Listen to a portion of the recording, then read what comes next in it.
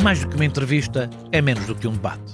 É uma conversa com contraditório, em que no fim é mesmo a opinião do convidado que interessa. É um debate em que eu perco sempre. O Perguntar Não Ofende é um podcast assinado por mim, Daniel Oliveira, o que não faz chorar. Quase sempre sobre política, às vezes sobre coisas realmente interessantes. Pode subscrever e seguir o Perguntar Não Ofende em Apple Podcasts, Spotify ou qualquer plataforma de podcasts que utilize no seu telemóvel ou computador. Também pode ouvi-lo sempre em expresso.pt/podcasts.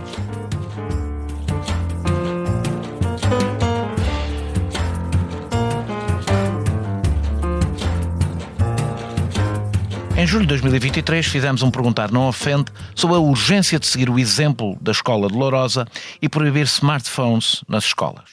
Das crianças e adolescentes descobrirem, pelo menos por algumas horas, outras formas de divertimento, interagindo entre si, expressando emoções, reforçando laços de empatia. Segundo um estudo que incidiu sobre 400 mil famílias de Espanha, Estados Unidos, Reino Unido e Austrália, os menores entre os 4 e os 18 anos passam, em média, 2 meses por ano em frente a ecrãs. Horas que nunca mais se repetirão no seu desenvolvimento cerebral e físico. A Sociedade Portuguesa de Neuropediatria fez uma extensíssima lista de efeitos nocivos da utilização precoce de ecrãs. Apesar de haver quem compare os smartphones à droga, mais de 60% das crianças portuguesas recebem o primeiro telemóvel entre os 10 e os 12 anos. A partir dos 13 ou 14, praticamente todos o têm. Um estudo do Departamento de Estatísticas do Trabalho dos Estados Unidos mostra que o tempo passado a socializar presencialmente caiu entre 2013 e 2023 mais de 20%.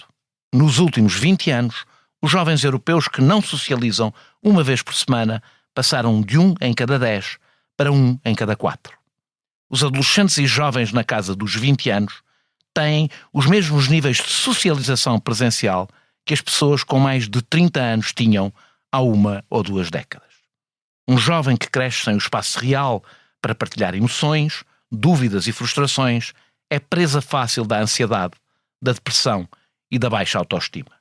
E os números mostram que o aumento do tempo passado sozinho se correlaciona com o declínio da satisfação com a vida. A frustração acumulada, a ausência de conexões reais e a percepção de que o mundo os abandonou fazem crescer uma raiva latente que se transforma em ressentimento. Uma predisposição amplificada pelos algoritmos das redes sociais e com repercussões políticas comprovadas. A parte boa é que as coisas mudaram desde que fiz o último programa sobre este tema. Se o livro Geração Ansiosa tinha conseguido chamar a atenção dos pais mais informados, a minissérie Adolescência teve um efeito muito maior. Será exibida nas escolas do Reino Unido, onde 99,8% das escolas primárias e 90% das escolas secundárias já proibiram os smartphones. Em Portugal, poucos meses depois de terem chumbado esta proposta, os 2 principais partidos avançam com a possibilidade de avançar com ela para o primeiro e segundo ciclo e regular as redes sociais para menores de 12 anos. Os meus 3 convidados de hoje são agentes desta mudança.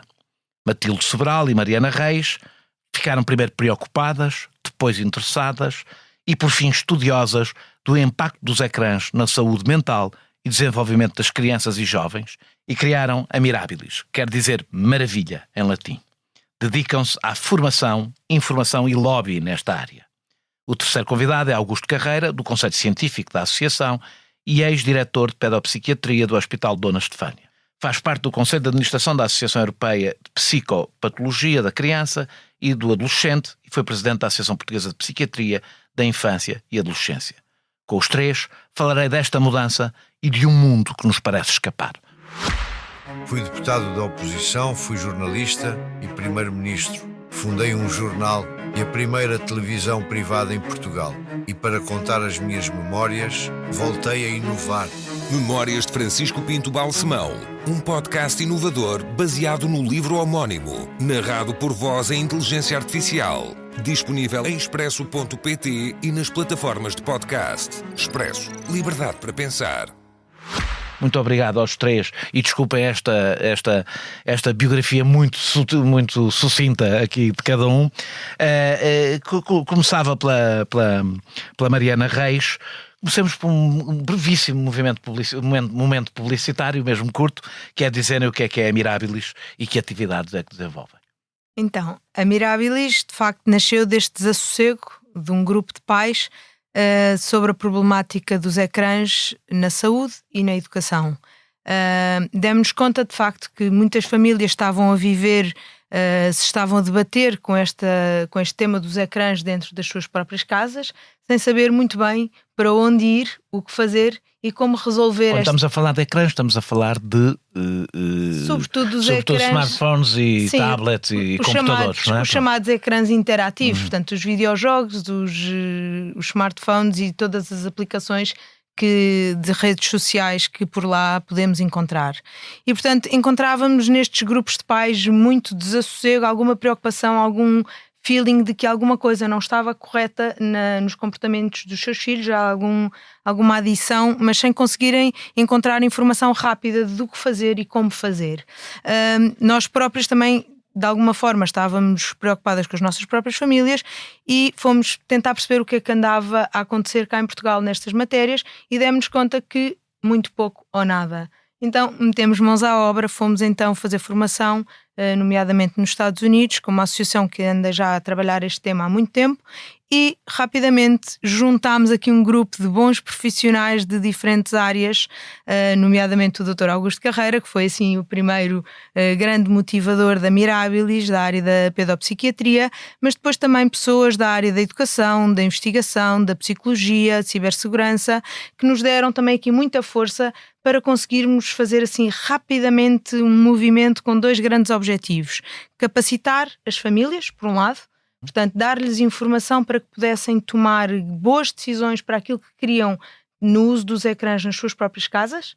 Não são todas as decisões iguais, portanto, cada família tomaria... São diferentes, não é? Claro. Sim, cada família tomaria depois de estar capacitada as suas decisões e depois, por outro lado, entendemos muito rápido que isto é um tema de saúde pública e que sozinhos não iríamos conseguir abranger o país inteiro e que iríamos criar muitas desigualdades se estas informações não chegassem de norte a sul a Portugal rapidamente. E então começámos rapidamente a entender que precisávamos de chegar a todos os decisores políticos e começámos a fazer como chamou, lobbying político, a chegar aos todos lobby os... no bom sentido. No bom sentido, claro. Portanto, a chegar... no fundo, o que nós queríamos era que todos os decisores políticos tivessem também eles esta informação com base científica para que quando fossem tomar decisões sobre este tema, à semelhança do que se está a passar em todos os outros países do mundo, o fizessem com entendimento, com conhecimento e não o fizessem só porque se está a fazer e a pensar assim vagamente no assunto. Matilde, vamos começar pelo fim e não pelo princípio. A série Adolescência parece ter acordado os políticos, a começar pelos do Reino Unido, para os efeitos das redes sociais nas crianças e adolescentes. Isto depois do aviso insistente de psicólogos, de psiquiatras, de estudos científicos.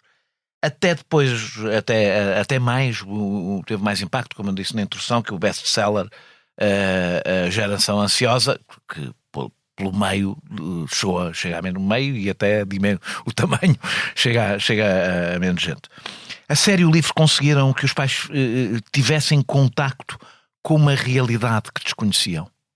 Exatamente. É porque é uma das coisas que é um pouco perturbante, é perceber que os pais muitas vezes, apesar da coisa estar a acontecer dentro de sua casa, estão a leste do que está a acontecer. Coisa que não é novidade na adolescência, mas pronto, com uma dimensão um pouco diferente. É isso. Nós pais, e estamos todos no mesmo barco, vivemos muitas vezes este tema com areia nos olhos. Custa-nos perceber uma coisa que realmente vai contra muitas decisões de parentalidade que nós tomamos. E tanto a série como o livro, e aconselhamos mesmo a ler o livro, vale mesmo a pena.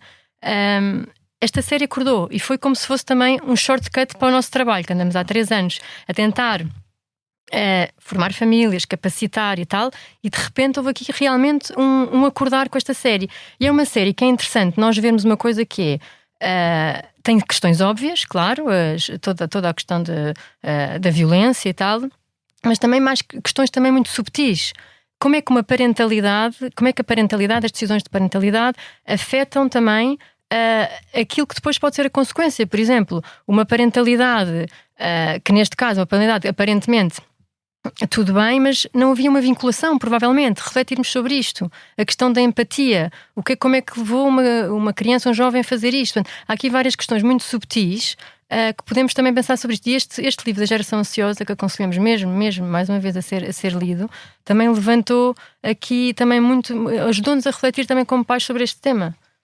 Se quiserem, podem intrometer-se na conversa. Eu ia só acrescentar que tanto o livro, mas que é mais custoso de ler, e muitas vezes os pais não estão predispostos a ler um calhamaço deste tamanho, mas eu acrescentava só que 100 páginas deste livro são referências a estudos, portanto ele fica um bocadinho mais reduzido para leitura de verão ou de férias, e portanto é um livro muito simples, muito fácil de leitura, apesar de ser baseado em muitos estudos, é de uma leitura muito fluida, vem reafirmar muito o que tem vindo a ser o nosso trabalho, que no fundo é capacitar pais, é capacitar até as próprias crianças, embora o livro não seja propriamente adequado para crianças, mas para jovens até será, vem reafirmar aquilo que tem sido o nosso trabalho, capacitar pais, capacitar educadores. E aquilo que acontece com a série de uma forma muito facilitada é que abre os olhos daqueles pais que nem nunca se predispuseram a procurar este tema. Ou seja, em 4 episódios com uma produção fabulosa que nos prende do princípio ao fim, os pais que nem quiseram olhar para esta temática porque custa desacomodar e pôr em causa os nossos modelos de parentalidade, como a Matilde refere, entra-nos pela Netflix adentro de uma forma fabulosa e de facto põe-nos a chorar, põe-nos a questionar e põe-nos de facto a acordar para um tema que todos nós temos em casa. Eu gostava de começar aqui um bocadinho mais atrás. Sim. Porque eu acho que há aqui um dado curioso a propósito deste tema e da agora é Augusto Carreira, porque as pessoas não estão e da Mirabilis. Eu acho que vale a pena contar. Aqui há uns anos, quando eu era diretor do Departamento de Pedopsiquiatria na Estefânia, eu penso que há 12 anos atrás, bateram-me à porta do gabinete a dizer que estava uma senhora que queria falar comigo. E eu perguntei o nome, eu não conhecia. E isto foi em 2013 ou 2014, e era a doutora Matilde que me procurava porque tinha visto uma entrevista minha no Expresso, penso que foi assim, em que eu falava há 12 anos atrás, na verdade, do susto que me estava a causar a questão dos smartphones e sobretudo a questão da comunicação fechada entre grupos de adolescentes, porque eu tinha no meu internamento no hospital muitos jovens adolescentes, sobretudo jovens do sexo feminino, com comportamentos de automutilação e com comportamentos parasuicidários. E uma coisa que me deixava perplexo, porque eu não estava preparado para aquela realidade, é que estes jovens comunicavam entre si em grupos fechados através de chats, explicando como é que era a melhor maneira para se cortarem, explicando como é que era a melhor maneira. Mas isso não acontecia, isto tem a ver, aliás, com a pergunta que eu vou fazer a seguir, mas atalho já. Isso não aconteceu sempre entre os adolescentes. Os adolescentes não foram sempre gregários, ter grupos fechados, grupos mesmo com presença física. Nós sempre contámos na adolescência, contávamos mais coisas aos nossos amigos do que aos nossos pais, não é? Portanto, sim. A questão é que estes grupos, eu diria que são grupos monotemáticos. Isto faz toda a diferença. Ou seja, nós quando estamos com os nossos amigos na adolescência, quando estávamos com os nossos amigos, nós contávamos coisas aos nossos amigos que não contávamos a ninguém, mas naturalmente os assuntos divergiam. Eles eram nossos amigos, não é? Eram nossos amigos. E aqui não. Aqui o que acontece... O que acontece ainda é que os assuntos são monotemáticos. São grupos identitários em torno de um tema altamente patológico. Pessoas que não se conhecem sequer. Pessoas que muitas vezes não se conhecem. Aliás, nós vamos à série da adolescência e é exatamente isto que a gente vê. Ou seja, que é uma identidade tribal em torno dos incels, não é? Em que a identidade de cada um vai ser buscada ao grupo. E isto, na verdade, é uma realidade preocupante. Porque que na realidade também acontece nos adultos, só com efeitos um pouco diferentes, não é? Acontece nos adultos, mas com efeitos um pouco diferentes. E esta questão da identidade é uma questão muito importante, eu acho, em tudo isto, quando a gente fala de smartphones, quando a gente fala de grupos e de redes e destes... Videojogos. E videojogos. Porque, na verdade, eles constroem a sua identidade em torno destas temáticas e não saem dali. Ou seja, quanto mais frágeis eles são em termos identitários pessoais, maior é a possibilidade de ficarem reféns destes grupos que tribalizam estas questões, não é? Já agora, ainda exatamente a ver com isto. Surgiram depois desta série muitos artigos de opinião a defender que sempre houve este sentimento em relação às novas gerações, esta ansiedade que nós estamos a sentir, todos os adultos já sentiram em relação a novas gerações, e que sempre se reagiu assim a novas tecnologias e hábitos.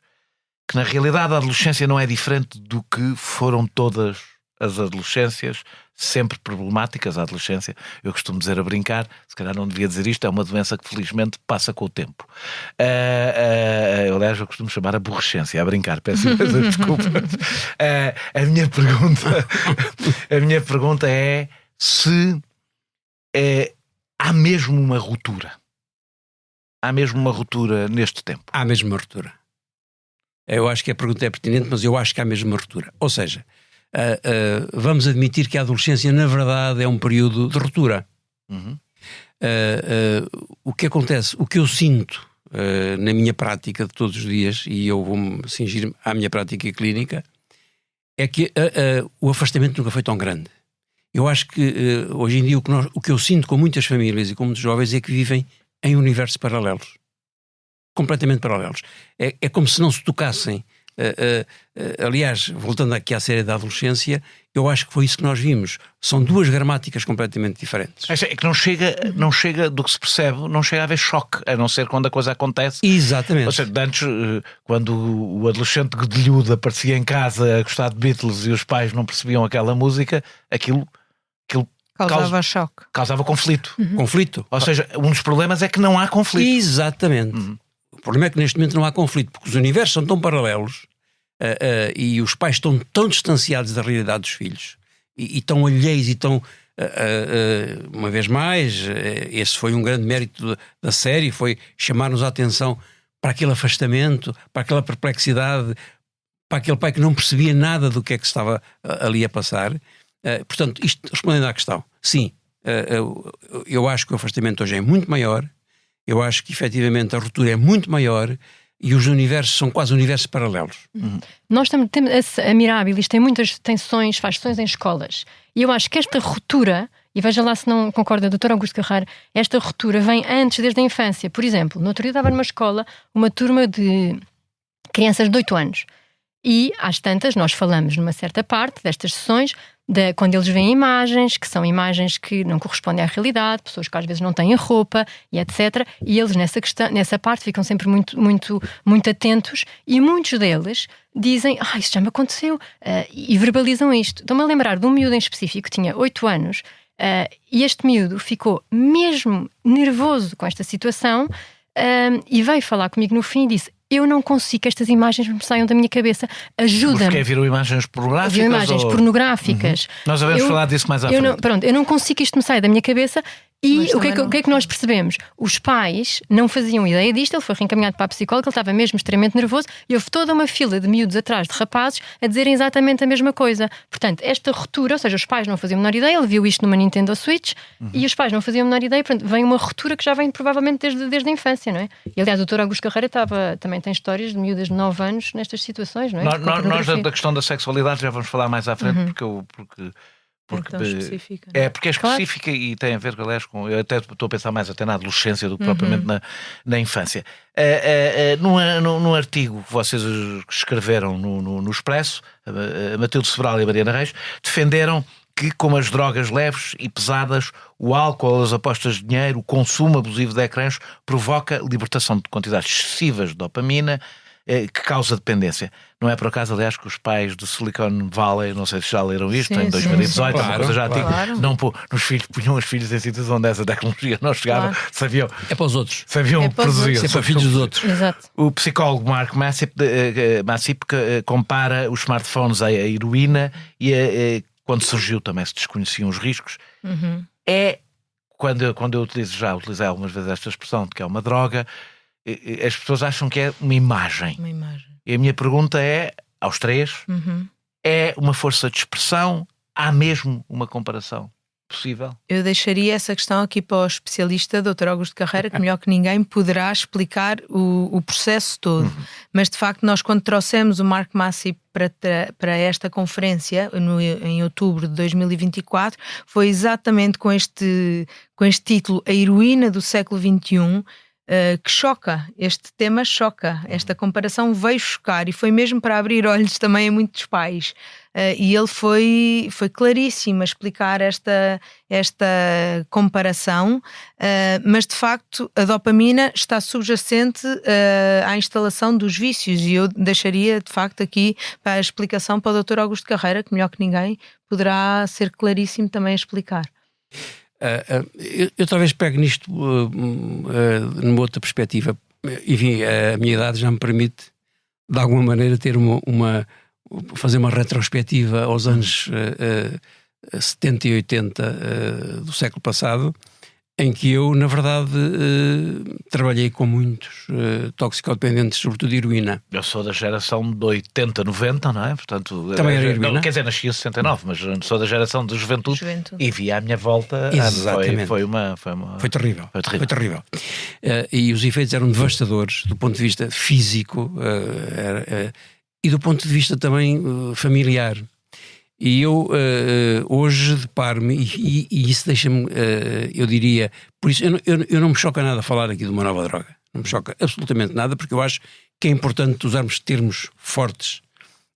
Mas é real? Ele é rigoroso, para além de ser forte? Eu acho que é rigoroso. Vamos ver. Esta era a comparação que eu queria fazer. Nos anos 70 e 80, nós tínhamos famílias em altíssimo conflito, completamente estruturadas, famílias que se desagregavam por causa da heroína e de outras substâncias, e hoje nós assistimos efetivamente a famílias que nos chegam, e eu deparo-me com isso frequentemente, completamente em pânico, porque não sabem o que é que hão de fazer. Não têm armas para lutar contra aquilo, a impotência é igual. O que é que eu faço porque o meu filho não sai da frente do ecrã? Como é que eu resolvo isto? Ele está completamente dependente. Eu não consigo fazer nada. E eu ouvi esta frase muitas vezes, há muitos anos atrás, eu não consigo fazer nada. E quanto ao processo da dopamina, como é que funciona exatamente para se poder dizer, porque de facto não qualquer pessoa que tenha contacto com, não é preciso ser com adolescentes, mesmo com adultos, não é? Consegue detectar as mesmas os sintomas de abstinência, a dependência compulsiva e sofrida, nem sequer é como é que o processo físico exatamente, o que é que acontece? O processo físico, eu penso que, aliás, foi aqui bem dito, esta procura de satisfação imediata, na verdade, assenta toda neste mecanismo neurofisiológico de libertação de dopamina, não é? E, portanto, a gratificação imediata é isso que se procura, efetivamente. E quando os níveis de dopamina descem, naturalmente a tentação é que os níveis rapidamente sejam repostos com todo este tipo de estímulos de satisfação imediata. Portanto, o mecanismo é idêntico. E, portanto, se o mecanismo é idêntico, na verdade, impedir a um jovem que está completamente adicto aos videojogos, sobretudo aos videojogos, de jogar, ele vai ter reações fisiológicas iguais, como se ele tiver... Portanto, podemos dizer, eu acho com propriedade, que é uma adição sem substância. A Sociedade Portuguesa de Neuropediatria, que já aqui citei na introdução, fala de efeitos no excesso de exposição aos ecrãs e redes no desenvolvimento motor, aumento de riscos de hiperatividade e déficit de atenção, riscos para comportamento social e atraso na linguagem, perda de qualidade de sono, perturbação do comportamento alimentar, depressões e ansiedade. Eu fiz aqui um resumo sem ser exaustivo. Pode explicar a profundidade destes efeitos? Bom, eu acho que, uma vez mais, para sermos rigorosos, estávamos há bocado a falar nisso, e é verdade, nós temos um pecado original em Portugal, que é não fazemos estudos. Eu devo dizer que, por exemplo, andei à procura de números, dos números que aqui deixei sobre aquele estudo com 400 mil famílias, mas não encontrei nada sobre Portugal. Não fazemos estudos. E eu comecei a falar nesta questão há muitos anos atrás por causa da hiperatividade, deve-se atenção. Nós, enquanto tivemos políticos que dizem eu não sou um homem de gabinete, sou um homem de ação, como se o estudo, como se a ação informada fosse uma perda de tempo, não vai correr bem. Mas não é uma perda de tempo. Não, claro que não. Não é uma perda de tempo. É grande parte do trabalho. E eu acho que de todas essa lista que elencou, eu distinguiria duas ou três coisas. Uma delas é a hiperatividade de déficit de atenção, porque é um fenómeno que neste momento eu diria que é transversal toda a infância e a parte da adolescência. E até adultos, agora aparecem muitos adultos a dizer eu sofro de déficit de atenção, sofro de não me consigo concentrar. E o que nós verificamos, na verdade, é que nunca houve tanto estímulo a bombardear as crianças como neste momento. São hiperestimuladas. Não é? Hiperestimuladas. Hiperestimuladas.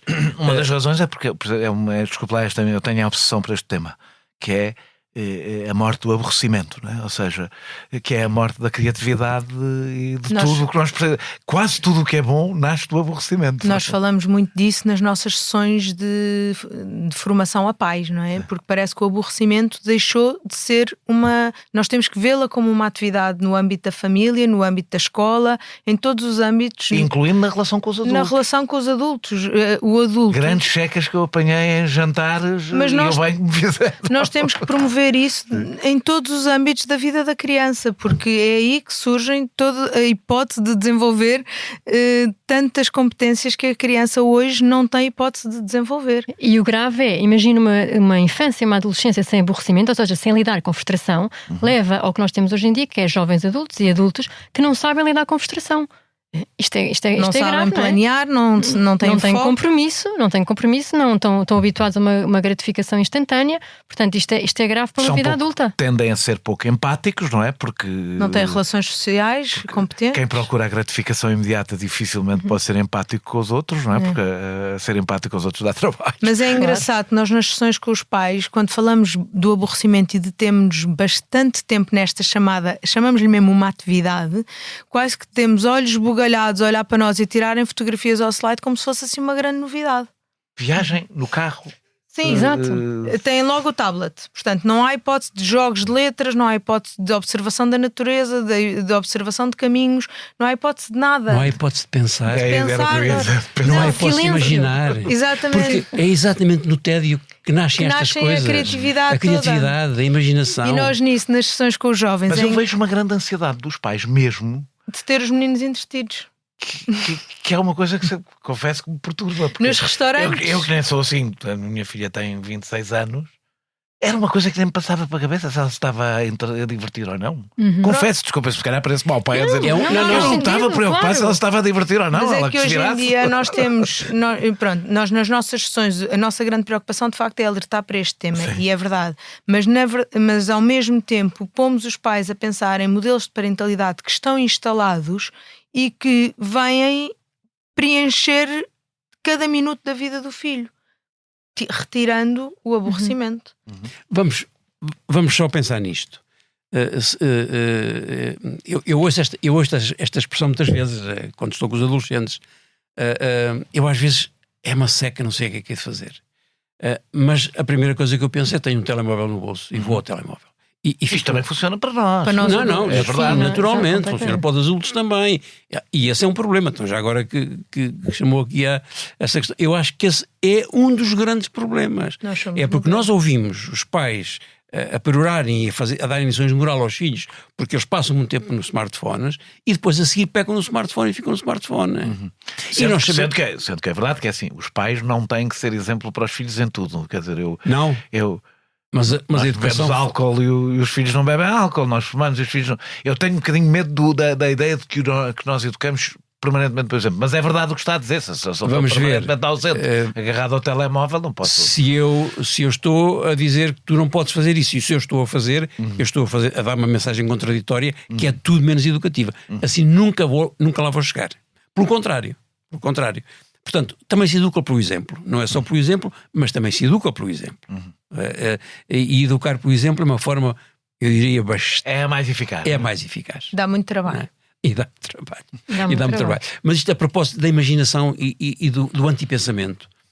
Na verdade, se eu imediatamente recorrer a um telemóvel que me massacra com imagens e com mensagens, eu não preciso pensar. O meu pensamento fica cada vez mais atrofiado. Não se expande. E isto é uma coisa que na verdade é assustadora, a incapacidade de imaginar e de utilizar já para não falar na ausência de pensamento crítico. Sim. Porque se me mandam as mensagens todas já cozinhadas e elaboradas, eu não preciso Nem pensei.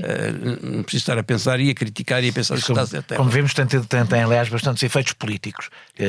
Exatamente. A SPN recomenda que não se usem ecrãs até aos 3 anos, excepto para videochamadas. Eu vou fazer aqui um bocadinho mais exaustivo, excluindo a televisão, na presença de adultos para conteúdo adequado até meia hora diária. Entre os 4 e os 6 anos, eu aqui estou a fazer parte do vosso trabalho já. Entre os 4 e os 6 anos, o uso deve ser limitado a meia hora de programação de alta qualidade na presença de adultos e sem controle na mudança de canais ou vídeos. Entre os 7 e os 11 anos, 1 hora por dia. Entre os 2 e os 15 anos, 2 horas, com cautelas várias. Redes sociais, só depois dos 16. Nunca à refeição, nunca no quarto. Têm consciência de tudo isto? Que se disserem isto à maioria dos pais, eles vão achar que vocês são malucos. Temos consciência também que isto só saiu em setembro de 2024. Sim. E que o governo com quem nós andamos, o governo, quer dizer, os partidos políticos com quem nós andamos a trabalhar, ainda não estão a ter isto em conta, apesar de ser exatamente e textualmente aquilo que nós andamos a pedir aos partidos políticos. E que andamos em passos pequeninos e de bebê. Isto era o ideal. Eu ser um pai e entre os 12 e os 15 anos, 2 horas por dia de smartphones, eles vão olhar para mim como se eu fosse. Não, mas atenção, que eles dizem aqui outra coisa, que é, nem é os smartphones. Eles dizem que, se por acaso a utilização de smartphones substituir uma atividade, um hábito de vida saudável, ou seja, e para dispor, seja ler, não convém lhe dar o smartphone. É isto que está aqui, é impressionante. Há uma coisa que me preocupa. Estes conselhos é que eu estou a ver vários pais a substituir o smartphone por outra coisa que teve na moda, que é encher os miúdos de atividades. Não é? De repente os miúdos têm uma vida mais cheia do que a minha, em termos de compromissos. Mas é que há uma parte do aborrecimento. Era preciso o aborrecimento, mas se tivermos que escolher entre isso e smartphones, sim, venham elas. É verdade, mas qual é a reação das pessoas quando vocês falam de coisas como estas? Dos pais que não estou a falar dos pais já convertidos. Sim. Estou a falar dos pais. A maior parte dos pais já é não convertidos. Eu devo dizer que a reação da maior parte das pessoas que eu ouço, pelo menos até há uns tempos, acham isto um exagero. Acham isto um exagero não é aos 15, é aos 12. Sim. Acham um exagero. Acham porque não percebem. Eu sinto sobretudo uma enorme estranheza de não perceberem de que é que se está sequer a falar. Olha, eu escrevi recentemente um artigo em que falo sobre isto, que é as famílias mais carenciadas, que nos preocupam subejamente porque é onde não está a chegar a informação. E onde também há menos alternativas. Onde há menos alternativas de entretenimento, é onde as mães têm mais dificuldade em entreter as crianças, onde os pais, se calhar, têm 2 e 3 trabalhos para sustentar a família. É uma grande preocupação e onde a informação precisa de chegar rapidamente.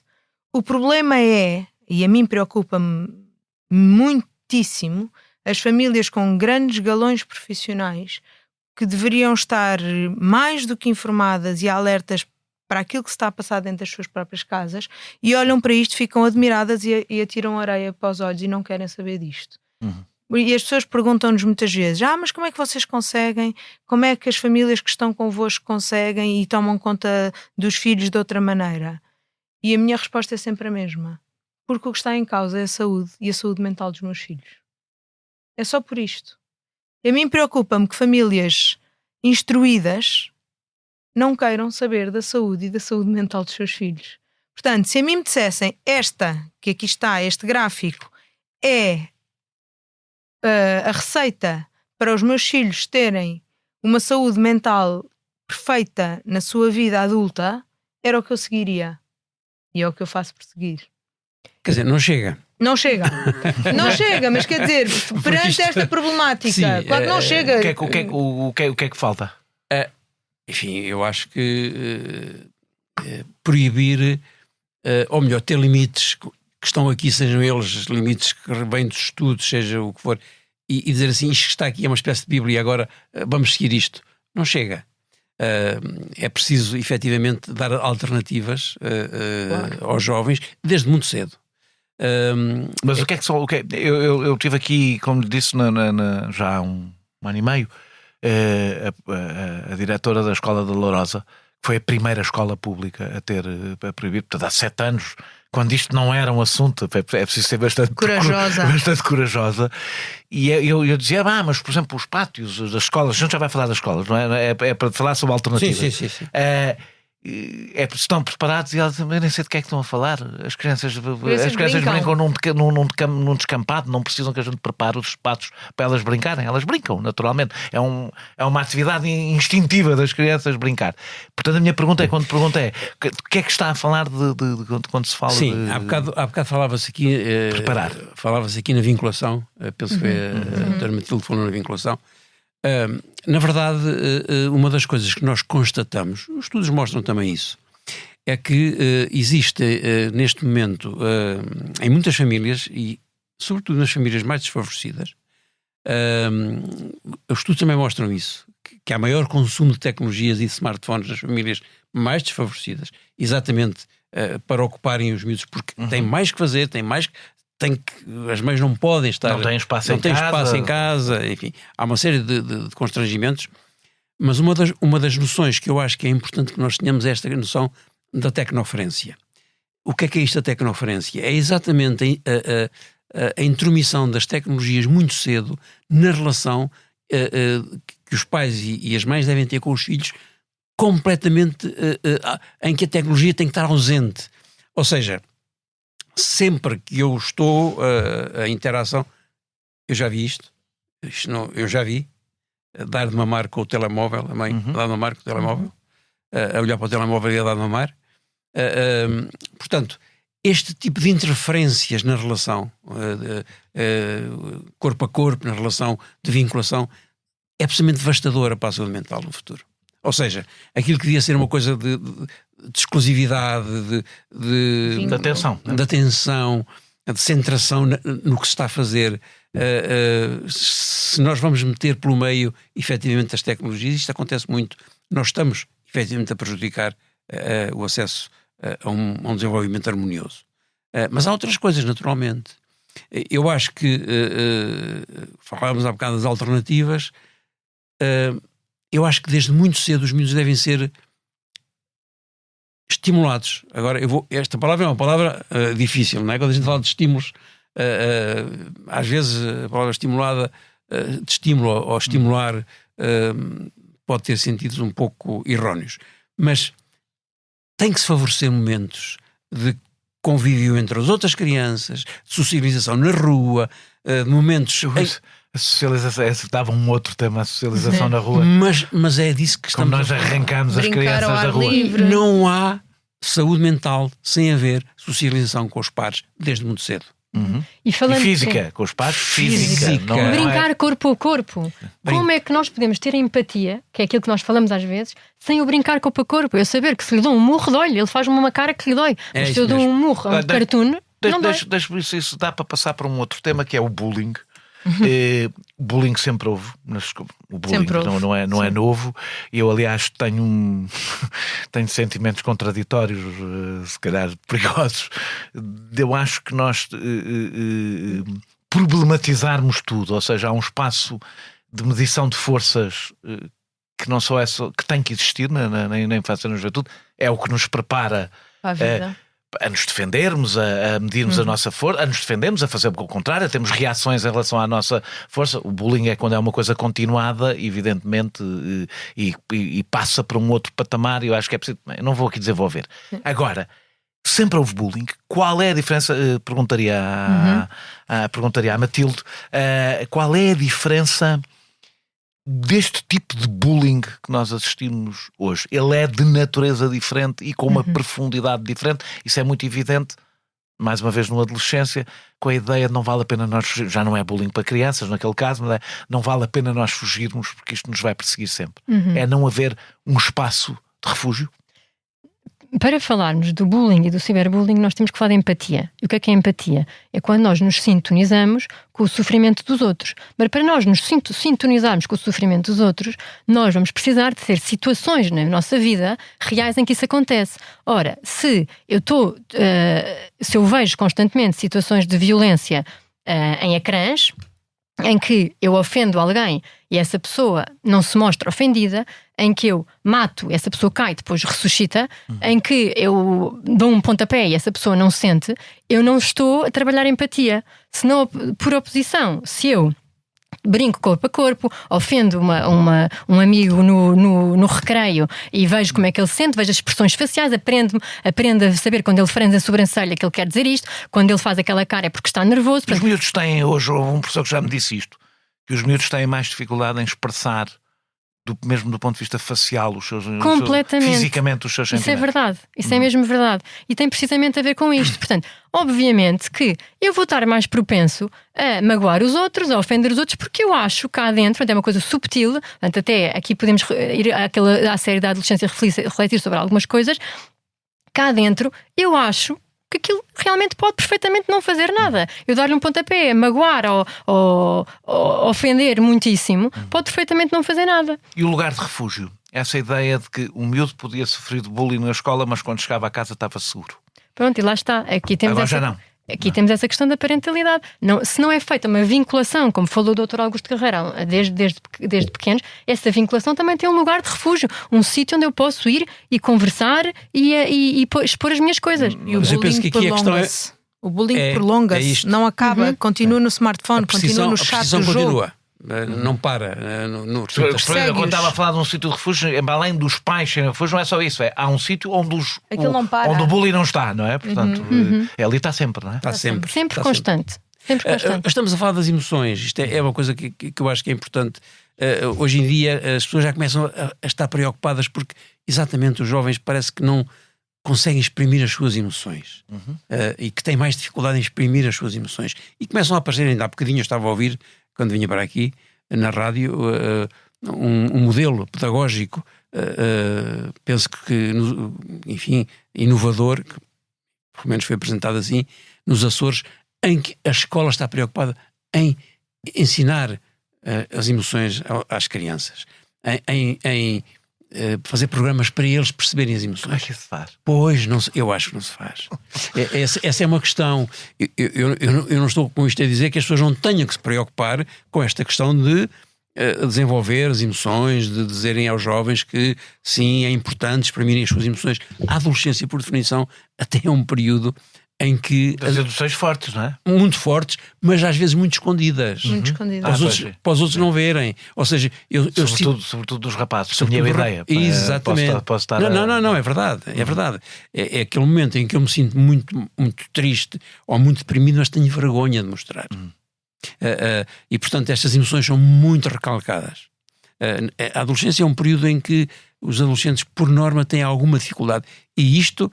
Sim, se as escolas querem fazer um trabalho, é importante dizer-lhes não tenham medo de mostrar as emoções. Deixem-me dar aqui um salto. Desde que comecei a participar neste debate, a tecnologia evoluiu com a democratização do acesso à inteligência artificial. A inteligência artificial já existe há muito tempo, mais sofisticada.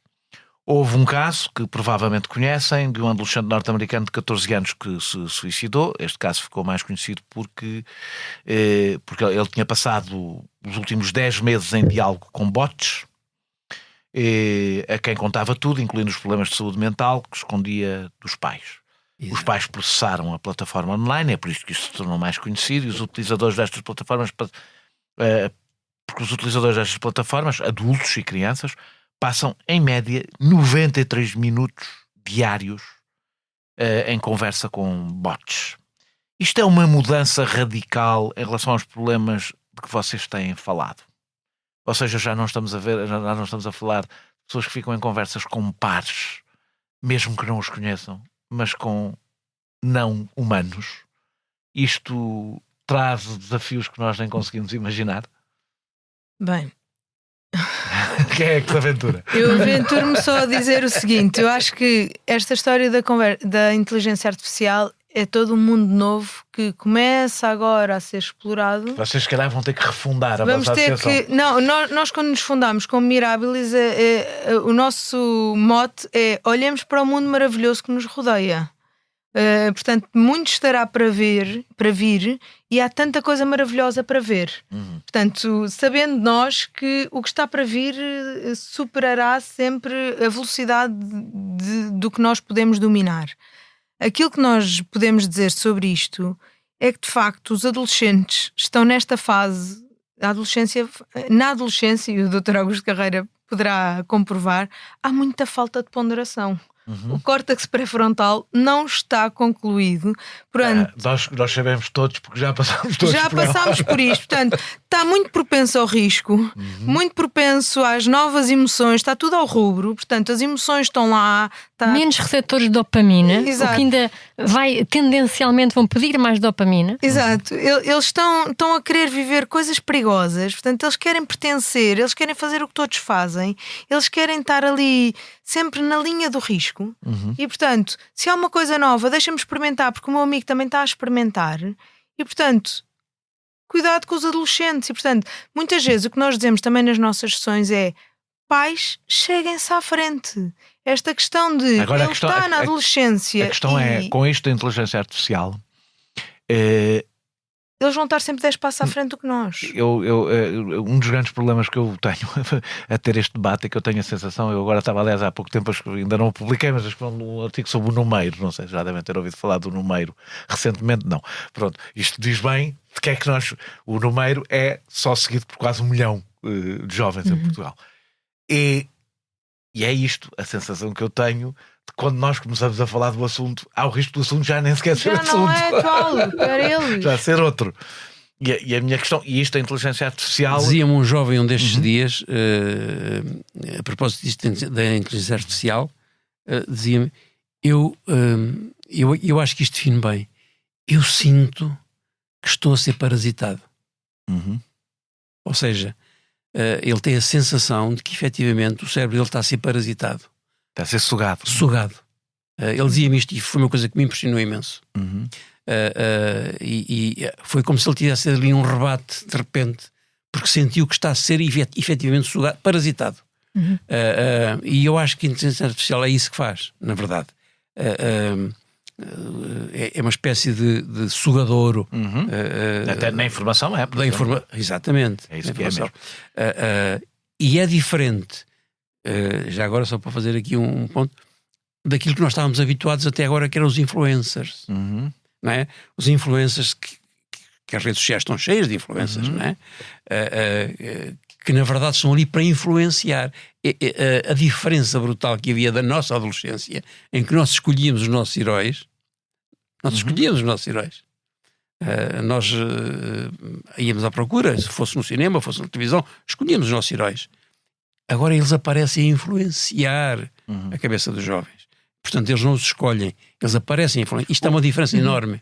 Recentemente um artigo da Atlântico descreveu os efeitos sociais do isolamento provocado por excesso. Aliás, eu referi esses dados na minha introdução, provocados pelo excesso de tempo na internet.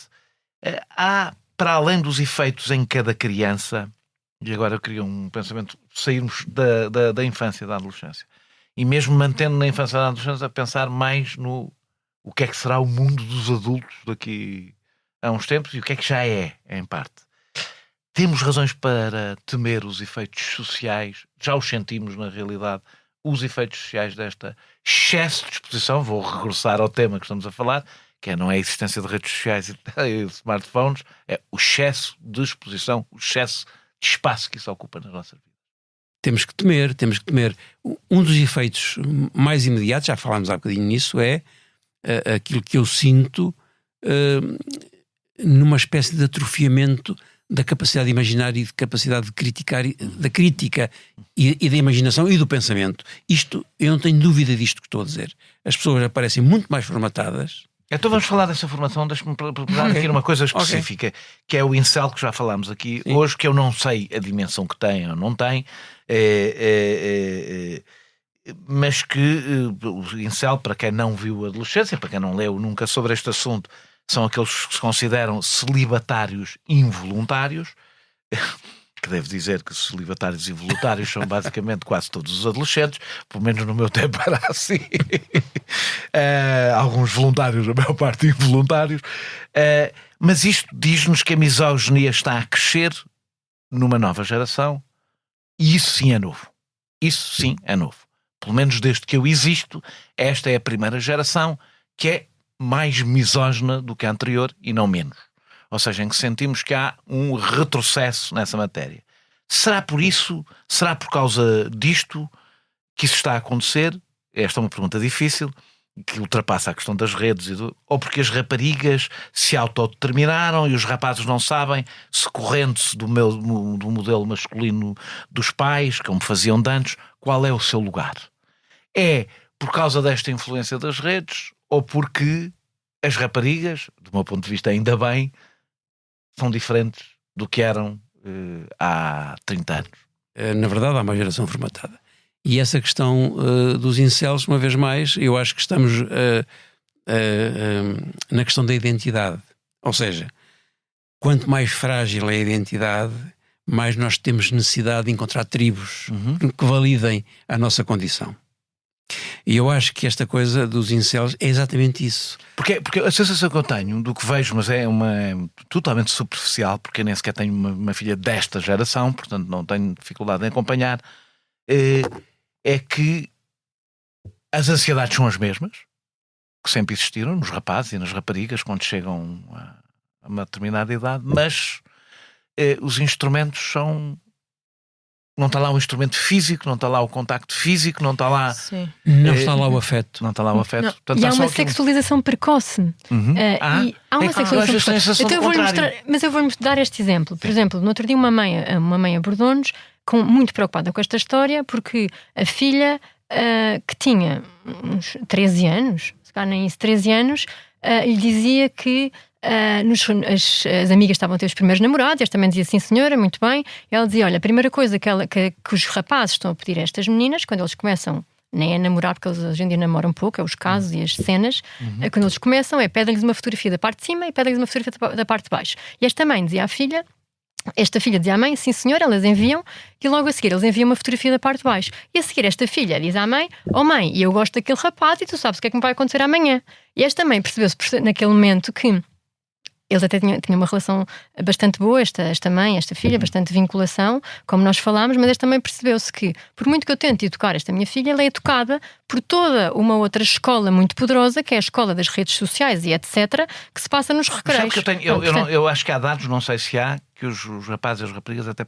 Mas eu odeio dizer isto, acho que há dados e depois não os ter. Que até começam a sua vida sexual mais tarde do que começavam as gerações anteriores. Não começam mais cedo. Mas que começa mais cedo online. É essa que é a questão. Pronto. É que se calhar já... Vamos lá, vou pôr a coisa assim. Se calhar já mostravam a parte de cima e a parte de baixo, só que mostravam fisicamente, na presença física. Eu por acaso tenho a impressão... Não há uma descorporização. O que a mim parece é haver uma descorporização do sexo, da iniciação sexual, que de antes começava... Nós temos uma pessoa na nossa equipa, a doutora Teresa Tomé Ribeiro, que se tem especializado muito nestas matérias, é fabulosa a trabalhar este tema, no fundo, da sexualidade e da educação para a sexualidade como um todo, porque a sexualidade não pode ser separada do resto do corpo e do resto de todas as outras dimensões da pessoa. E ela fala muito desta questão da falta de intimidade, da noção de intimidade quando vivemos uma vida totalmente exposta nas redes. E que é muito complicado hoje em dia. Eu não sei se o Dr. Augusto Carreira também pode comprovar esta ideia de que para esta geração de hoje em dia é muito difícil separar aquilo que é a ideia de intimidade, a ideia de pudor, quando está tudo exposto a toda a hora nas redes. É difícil, porque eles expõem tudo. E é difícil preservar. Eu vou dizer uma coisa que eu vou mais longe, porque eu não falo dos jovens e dos adolescentes. Eu acho que é uma destruição geral da privacidade da e da privacidade. Eu acho mesmo que a privacidade deixou de existir, ser um valor. Exatamente. E isto tem repercussões. E não estou só a falar da vida sexual. Não, mas deixe-me só acabar o raciocínio. Mas isto é especialmente...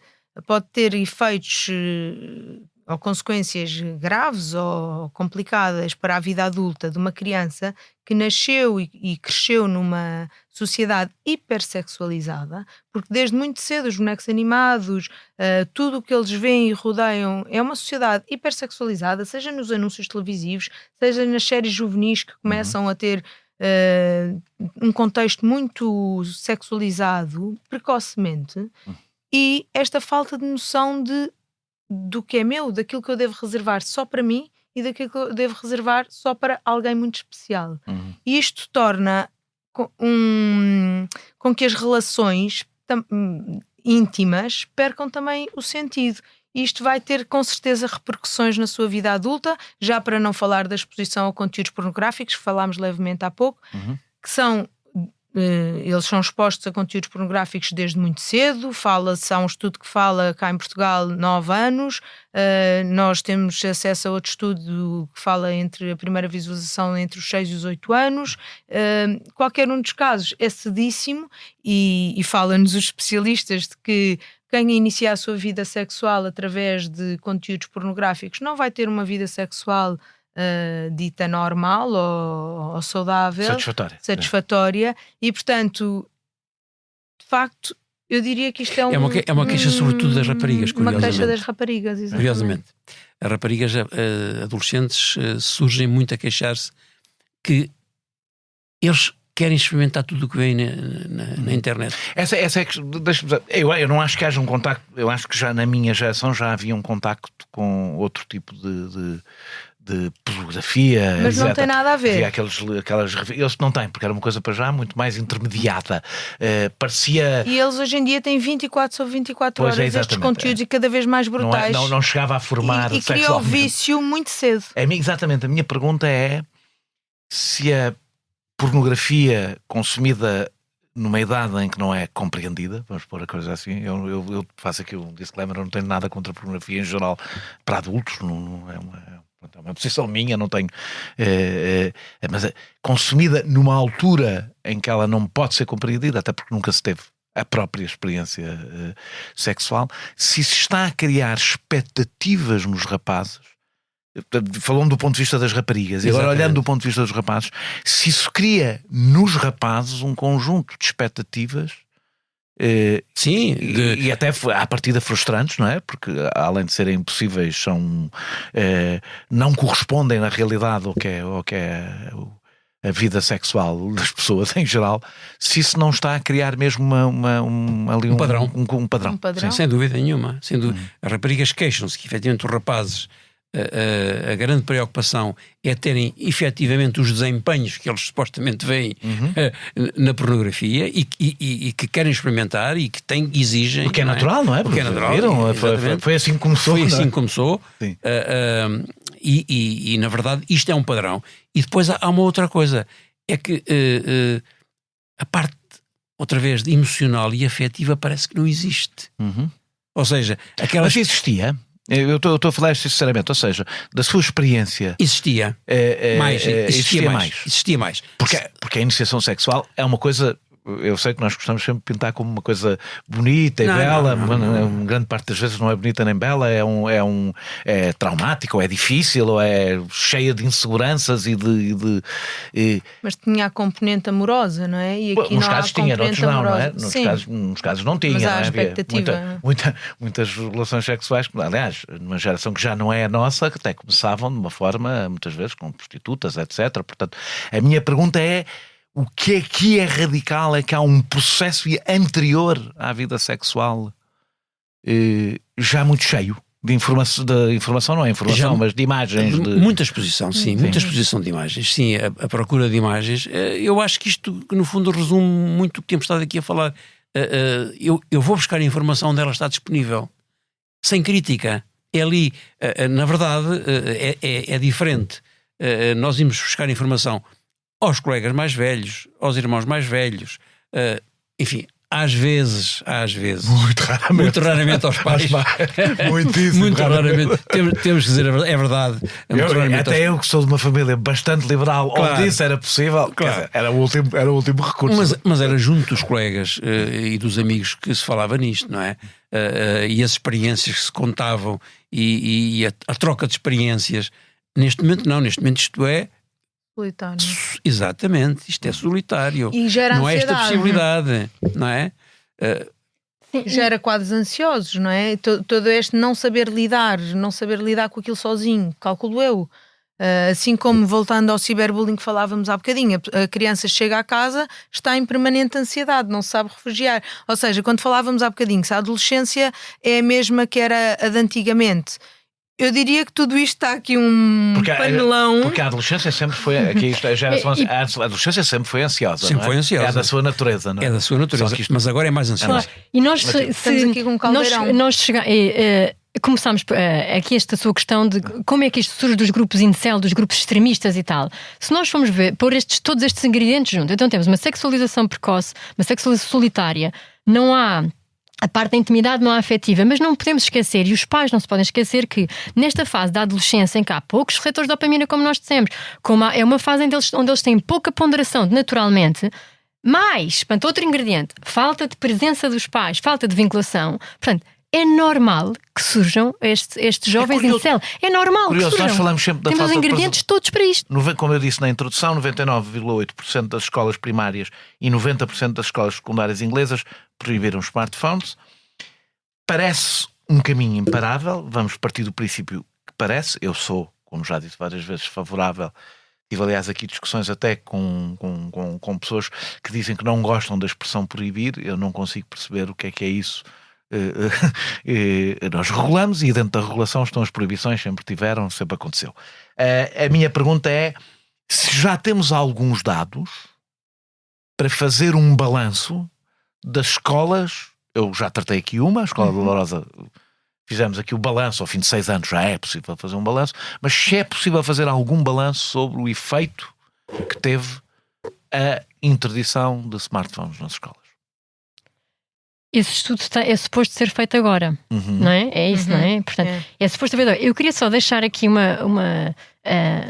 para quem trabalha em escolas, para quem esteja em escolas, etc., só dizer uma coisa que é, eu não sei se tiveram todas esta comunidade escolar a oportunidade de ver o que é que a Sociedade Portuguesa de Neuropediatria fez neste documento em setembro de 2024, e é muito claro aqui o que eles dizem é promover o uso de manuais em papel. Portanto, isto é importante, é uma novidade que em Portugal ainda não tinha sido comunicado. Depois, até aos 18 anos, não solicitar o uso de telemóvel nas atividades letivas. Quantos professores não criam grupos de alunos, grupos com professores e alunos para decidir coisas? Quantos TPCs não são mandados pelos grupos do WhatsApp? Vou fazer aqui um apelo. Pesquisas em sala de aula para um telemóvel. Vou fazer um apelo, que é acabarem também com os grupos de pais, por favor. Grupos de pais também. Também acho é que pela sim. saúde mental dos adultos, não é? Completamente. Também sublinho Não, e dos por filhos, baixo. e dos filhos. Eu dos acho que filhos. os pais dos alunos encontrarem-se numa reunião já é suficientemente doloroso. Sim, completamente. Mas portanto, veja isto, estão a pedir isto até aos 18 anos, portanto, até ao final do secundário, retirem, isto é uma forma indireta, retirem os telemóveis das escolas até ao final do secundário. E até os ao final do Está secundário. aqui até aos 18 anos, está lá escrito. Acha isso possível? Acho possível, está a ser feito noutros países e resulta. É porque aqui estamos a discutir como uma coisa muito radical. Não coisa é que radical. uma coisa que eu pensei que já não devia Não é ser debate radical. até ao 6º ano. Até ao 6º ano. Cada vez Não, mas não é até ao 6º. ano. A adolescência, portanto, e também que fique isto bem Portanto, o claro. que estamos a discutir não é tirar da adolescência, é tirar de crianças, basicamente. Crianças que Mas nem a deviam adolescência ter. começa depois do 6º ano, que é a altura mais propícia para tendencialmente desenvolver vícios, nomeadamente os vícios de não substâncias como este. Portanto, E há alguma ideia, eu sei, eu não me referi a um balanço cá. Em algum lado já foi feito algum balanço que permita perceber se... Nós partimos sempre de um princípio. Os miúdos não levam os telemóveis para a escola, os telemóveis não vão desaparecer. Portanto, os miúdos, quando saem da escola, vão ter o telemóvel. Faz assim tanta diferença? são 8 horas, são o tempo que eles estão na escola, em que estão num safe space, estão num espaço livre, estão num espaço em que podem ter as outras tais alternativas. Vão para a natureza, Até vão para o ganham recreio, vão brincar com corpo a corpo, vão discutir. E ganham um hábito absolutamente extraordinário, que é conseguir estar essas horas todas no Exatamente, telemóvel. estão É isso. protegidos. E isto também, também é como se fosse uma ideia que se dá aos pais, de dizer assim, se aquilo é proibido nas escolas, então se calhar alguma coisa que eu também vou ter que fazer na minha casa. Não, se calhar até tu conseguias ficar 5 horas. Se calhar até tu conseguias ficar 2 horas sem estar a fazer scroll no teu telemóvel. Portanto, esta é uma mensagem também muito importante para as escolas, para o governo. Portanto, isto é possível e nós temos que chegam-nos a miráveis famílias de adolescentes que são miúdos, sociáveis, cheios de amigos, cheios de programas e não vivem com o smartphone nem com os outros jogos. Eu tenho falado com professores nas escolas, etc. E em escolas onde se quer avançar, numas avança-se por pressão dos pais. Eu já percebi que tem muito a ver com a estrutura. Não é bem associações de pais. Mas não é bem socioeconómica, porque o que me explicou, por exemplo, esta diretora Dolorosa, é que aquilo foi possível na escola porque era uma escola de classe média baixa. Porque se fosse uma escola de classe média alta, ela provavelmente não teria conseguido. E já houve escolas que avançaram e já retiraram por pressão dos pais. A grande pressão parece ser a grande resistência, claro que dos miúdos também é, mas isso é outro assunto. A minha pergunta é se o avanço é lento por causa deles e se uma decisão central, daí está, porque eu tenho visto várias pessoas, aliás, acho que as propostas não são iguais dos dois partidos. Curiosamente, eu já vou aí, porque estes mesmos dois partidos chamaram há pouco tempo, há muito pouco tempo, uma proposta. Que se houver uma decisão central, é mais fácil para as escolas. Eu acho que sim. Aliás, nós estamos em contacto com variedíssimas escolas públicas que nos dizem, já tivemos vários cenários, já tivemos diretores de escolas a dizer não, enquanto isto não vier de cima eu não tomo decisão nenhuma, apesar da recomendação para proibir ter vindo do governo e aparentemente ser preciso uma justificação para não cumprirem a recomendação e aparentemente estas justificações não chegam ao governo. E já tivemos escolas a dizerem-nos que as associações de pais não deixam proibir. Portanto, já tivemos. E ao contrário, temos associações de pais a pressionar para proibir. Há de tudo. Depende muito de quem está nas associações Exatamente, de pais. Depende muito das associações de pais. Há umas que têm uma força muito grande junto da escola, há umas que são mais fraquinhas e, portanto, isto depende. O que me percebi por esta diretora da escola é que, naquele caso, não havia uma grande pressão dos pais, mas os pais não reagiram positivamente. Não disse que houve alguma resistência, mas ela era bastante pragmática. Não sei se ouviram a entrevista. Ela respondeu ao pai que lhe disse que era contra. Ela disse, mas pode pôr sempre noutra escola. Exato. É quando temos assim pessoas com um pulso firme, de facto as coisas avançam. Porque o que está a acontecer é uma coisa que eu acho um pouco assustadora. Eu que sou um feroz defensor da escola pública, que é, como as escolas privadas têm a capacidade de impor e ponto final, as escolas privadas estão a avançar, as escolas públicas não, e vai ser mais uma fragilidade da escola pública em relação à escola privada. E por isso é que a Mirabilis... Nós temos que acreditar nisso. Eu acredito nisso. Que vai ser mais uma fragilidade. Vai ser, mas por isso é que a Mirabilis percebeu rapidamente que tinha que ir para os decisores políticos, porque senão vamos ter ainda mais desigualdade. E é impressionante o que uma série conseguiu. É impressionante mesmo o que uma série de televisão conseguiu. Mas nós defendemos que é preciso capacitar todos os grupos, seja os pais, os professores e o staff das escolas e os próprios alunos, para uma retirada harmoniosa. Um dos grandes argumentos que os pais utilizam é: o meu filho tem que estar contactável. Isso leva-me para a pergunta que eu queria fazer. Que é curioso, porque ao mesmo tempo que nós falamos de pais que estão ausentes, que não têm vínculo com os filhos, parecem substituir esse vínculo pelo controle. Pelo controle, eu conheço alguns casos, como vocês conhecem seguramente, que são casos patológicos, não é? De pura e simplesmente os miúdos vivem com uma coleira até bastante tarde, ao mesmo tempo que na internet fazem tudo o que lhes apetece, porque tudo isto é uma contradição absoluta. Os tais pais helicópteros, para quem não sabe, que são os pais que estão sempre em cima, e temos professores universitários com GPS e com câmaras tudo, em casa. GPS, câmaras, tudo, ou seja, basicamente vivem num campo de concentração, ao mesmo tempo que fazem tudo o que querem na net. Querem falar desta contradição? Eu acho que o exemplo mais chocante, a mim, mais chocante, foi um período em que, por exemplo, em França, as escolas que eram mais procuradas pelos pais, sobretudo as escolas dos infantários e as creches, eram as creches e as escolas e os infantários que ofereciam aos pais a possibilidade de, no seu trabalho, com câmaras, estarem a ver o que é que os filhos faziam nas salas. Que horror. Mas nós temos creches cá em Que horror, Portugal não é? que fazem Que horror. Mas isto tem um efeito nos miúdos, não tem? Claro que tem. Claro Olha, a que sim. tecnoferência que falámos. Claro que sim. Porque os miúdos, o processo de crescimento é um processo de libertação dos pais, não é? Ora, exatamente. Aliás, sabe que eu agora vou dizer uma coisa que tenho a certeza que vos vai chocar, mas eu digo Não te choca, tenho meio certeza. como botado, mas acredito mesmo nisto, que a participação dos pais na escola é importante, mas tem que ter limites razoáveis. Que Os pais têm que confiar na escola. Porque a escola é um espaço de libertação em relação aos pais. Exatamente. E tem que ser. Exatamente. Até em relação aos valores dos pais, etc. Completamente de acordo. Pronto, é uma- Completamente de acordo. Mas nós Completamente temos de acordo. creches Ainda bem cá que em não- Portugal que temos a educadora várias vezes ao longo do dia a enviar fotografias do menino a comer, do menino a ir a mudar a fralda. Os dog-sitters também fazem isso. Pronto, mas quer Tal e dizer, qual. isto não é razoável Era o que nós para uma falávamos. boa para Nos uma grupos boa de relação. pais, onde muitas vezes também estão professores e recebem as fotografias durante o dia. O que é isto? Isto é só refletir um bocadinho sobre isto. Não faz absolutamente Nós qualquer não sentido. temos que saber mesmo tudo o que se passa com os nossos filhos. porque Uma não devemos criança saber. de 10 anos. Mas curiosamente, depois em relação à Não- internet, o miúdo pode andar o dia Claro, todo na internet e nós não livre. sabemos nada. Achando que estão em plena autonomia só porque estão com um telemóvel na mão. Isto não é autonomia. Eu dar a uma criança de 10 anos, porque precisa de andar sozinho na rua, um computador com todas as características que falámos agora, inclusive com pornografia 24 sobre 24 horas, por muitos controles parentais, e atenção pais, não há nenhum controle parental capaz de tirar toda a pornografia dos smartphones. Portanto, eu dar um telemóvel a uma criança de 10 anos, porque não lhe dar um telefone de teclas? Se ele precisa de andar sozinho, mas Os velhos se calhar Nokias, ele nem não é? precisa do telefone de teclas, não é? Nós temos N famílias connosco que nem têm telefone de teclas. Vão à confiança. Há famílias que nem sonham que os filhos à noite deixam o telemóvel à entrada do quarto porque eles obrigam, e nem sonham que eles têm um telemóvel suplente. Chamam-lhe o telemóvel suplente, que entretanto compraram na escola por 10 euros, e esse telemóvel os pais nem sabem que existe. Portanto, isto é uma coisa que é frequente.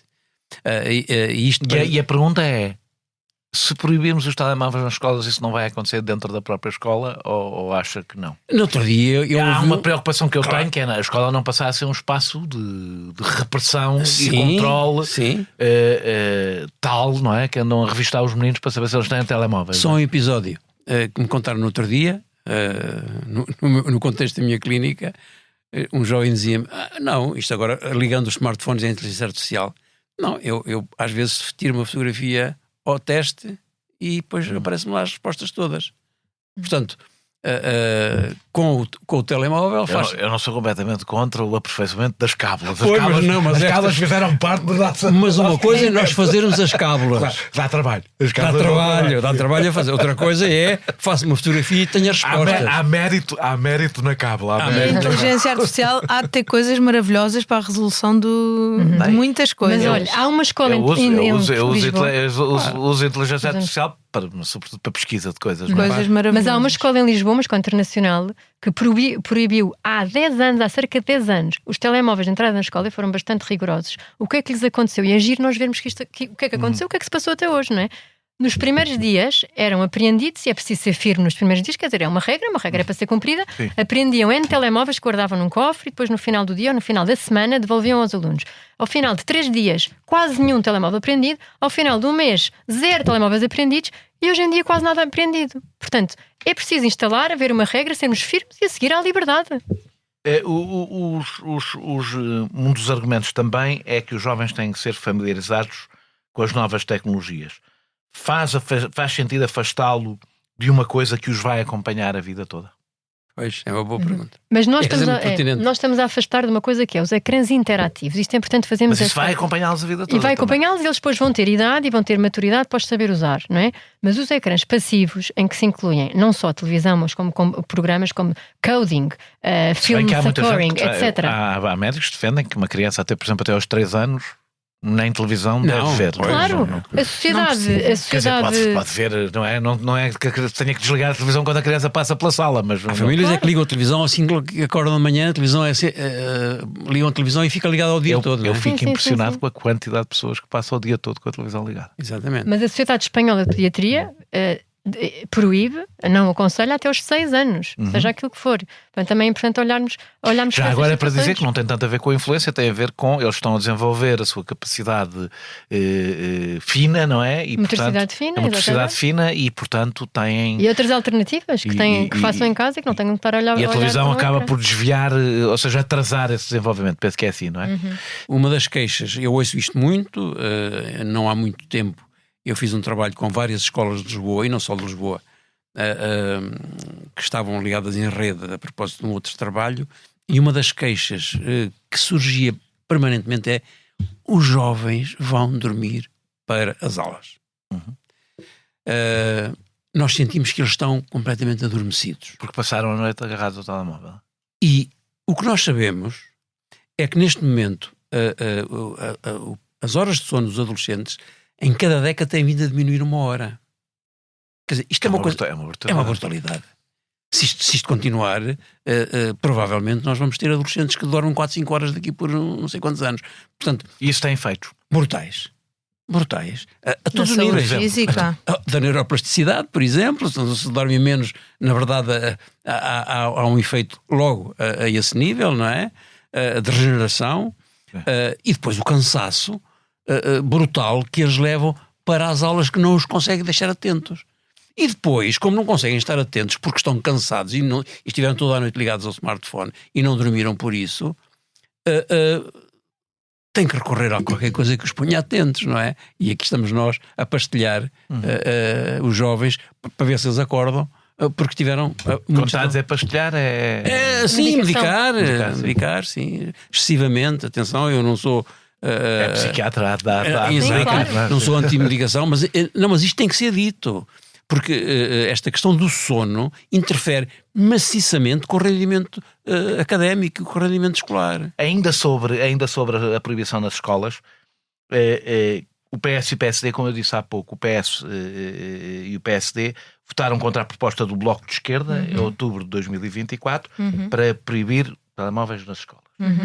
Isto foi, então vou repetir, outubro de 2024, foi há muito pouco tempo.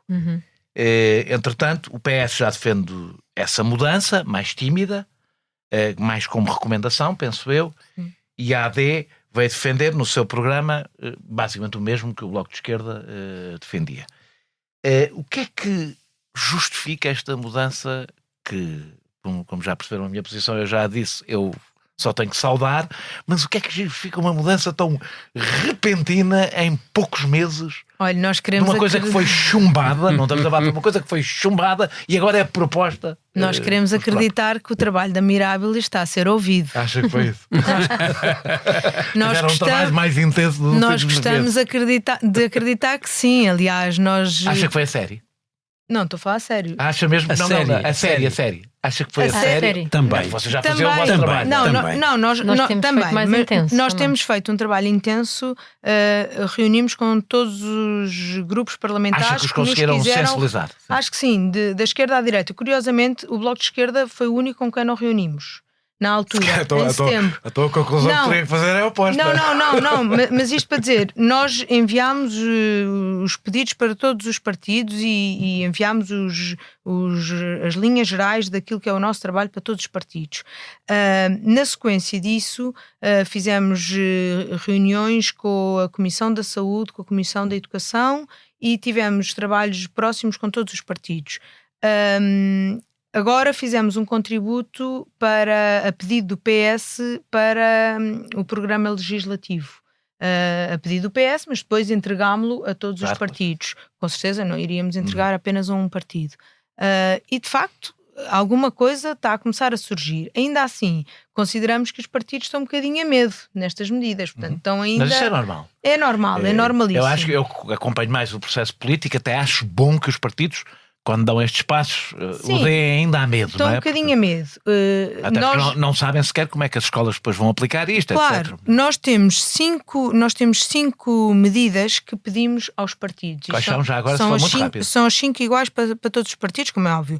Capacitar para retirar os smartphones das escolas até ao 12º ano. Até ao 12º ano, porque é o que se está a fazer no resto do mundo. Os que começaram até ao 9º estão Já a ir para o 12º ano. Portanto, nós podemos acelerar, não precisamos de esperar pelos É o que faz testes. sentido para o desenvolvimento, já vimos agora. Repensar a digitalização do ensino, ou seja, aquilo que está a ser feito como de testes pilotos em várias escolas, portanto, são com tablets, com acesso total às redes sociais, jogos e internet. Os professores não estão com capacidade para lidar com isto e já se está a retirar noutros países, portanto, repensar se isto estará a fazer sentido. Está em curso um projeto de avaliação sobre esta digitalização do ensino. Aumento da idade de acesso às redes sociais para os 16 anos e sites de conteúdos pornográficos para os 18 anos. Aplicação de controles parentais por default nos smartphones quando vendidos a crianças. Penalização criminal de criação de deepfakes quando criados por crianças. Porque o que se passa é que isto já está previsto na lei, mas não está previsto que seja criado por crianças. Mas as crianças não podem ser criminalizadas. Não podem, mas têm que ser penalizadas de alguma maneira, ou os pais pelo menos responsabilizados por isto de alguma forma, porque está mais que... Está generalizado. Está generalizado e é criado por crianças de 11 aos 16 anos.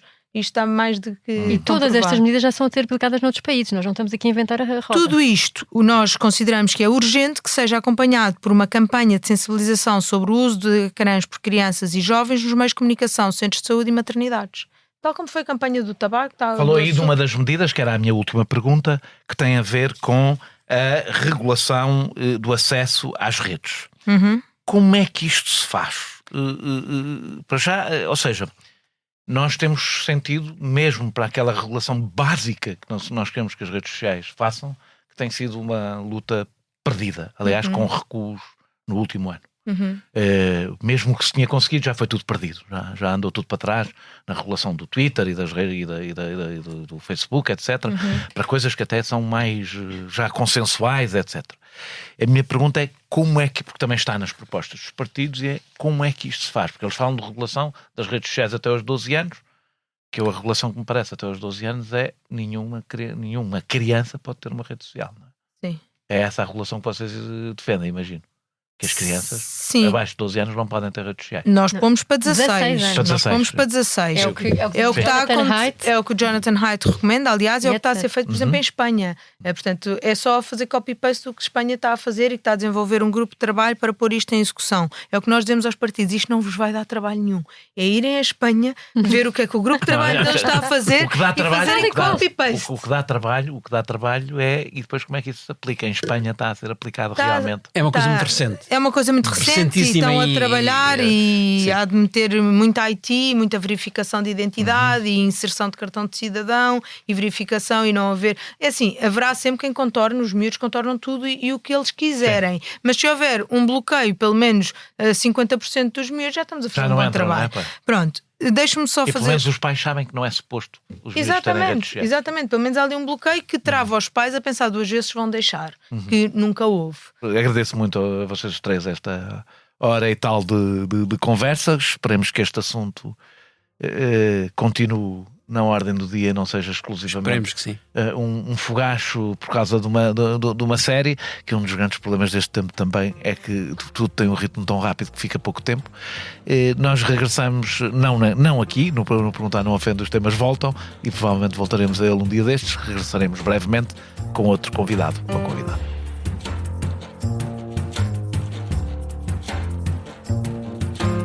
Este episódio teve a produção e edição de João Martins, música de Mário Lajinha, grafismo de Tiago Pereira Santos a partir de ilustração de Vera Tavares.